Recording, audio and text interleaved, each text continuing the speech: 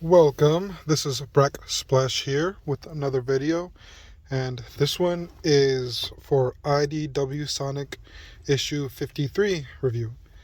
And this one starts off directly with the last issue, and it is really, really good. So it starts off with Surge the Tenric. She shows up in front of Eggman. And Eggman, oh, by the way, I assumed the Dynamo Cage had a band on her arms, the top of her hair, and her ankles. That's not the case. The Dynamo Cage just wraps around her wrists and the top of her hair like a band, like a hairband almost. But anyway, so Eggman has no idea what Surge is. He assumes she's a lackey of Starline. So he sends his robots to attack her, but the Dynamo Cage does what it's supposed to do. It absorbs the energy blasts from the egg robos. She destroys them promptly, gets right into Eggman's face, threatens him, and then disappears, saying that Sonic is her first objective. Then she'll come back for Eggman. It's weird, but, Eggman has to survive. There's not really death in this comic. If there is, it's very rare. Starline's one of those. Anyway, also, Eggman's a main villain. You can't really have a Sonic comic if the main villain, who's the face of the games, dies. So, Surge disappears. She appears on the other side of the Imperial City with her speed. The Dynamo Cage gave her enhanced speed that she is literally like a lightning bolt. It's pretty cool. So, she's basking in her new power, and then Starline appears behind her, talking to her. She's confused because he's supposed to be dead. And he agrees that, what she is seeing is in her mind. Dynamo Cage not only overcharged her power, but also her brain. In a weird about way, it's kind of weird, but he even said, how do you put it? Starlight said that there's a way to explain it, but it would take too long. Now, if it was any other character, I'd be iffy, but with Surge, Starlight manipulated her brain so much to convert her. I could see that this could be like, how do I put it? Like a safety feature he put into her brain. So if maybe she ever strays off the path, he has like a backup in her brain to make sure she stays on the path. I don't know, but the whole time he's talking to her, you can't see Starlight's eyes. They're always shadowed. And Surge panics, blasts him, but he's not really there. So the scene comes to Sonic, who's getting bandaged up, and what is it? It's Tails' warehouse. And Kid Tsunami's there. But he's helping out. He's trying to please them. He's just trying to be a good helper. He's very nervous. And unfortunately, Sonic has to tell Kid the truth. Sonic believes Surge died during their fight because she fell down a large gorge. She did not want help. And Sonic doesn't know that Surge and Kit has a healing factor in a weird way. They have almost like nanites in their body. So if they have a lot of, how do I put it? Let's say they get something dropped on top of them, they heal.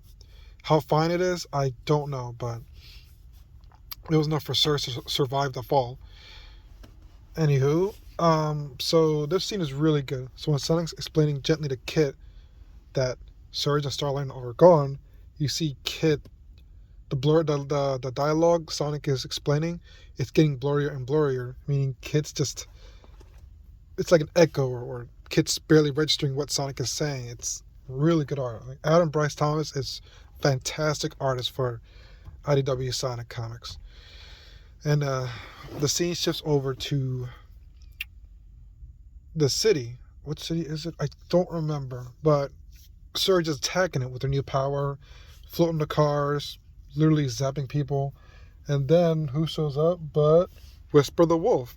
And it is an amazing start. Like Whisper, with barely any words, just shows up and starts attacking Surge with her wisp gun.